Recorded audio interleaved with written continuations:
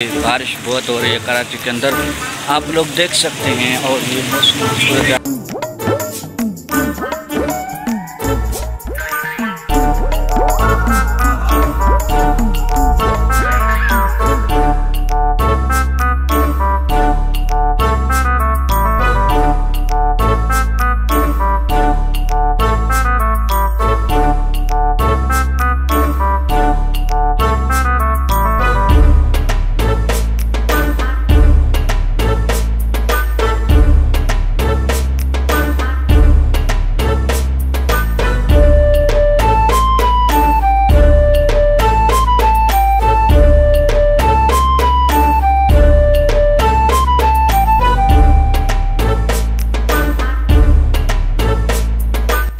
जैसे कि अभी मैं वापस घर पहुंच गया हूँ। अभी बालों की हालत और कपड़े भी सारे गीले हो गए हैं। इंशाल्लाह कल मिलेंगे दूसरे वीडियो में, इसलिए मज़ीद वीडियो देखने के लिए जुड़े रहें फरहाद व्लॉग के साथ। अस्सलाम वालेकुम व रहमतुल्लाहि व बरकातुहू।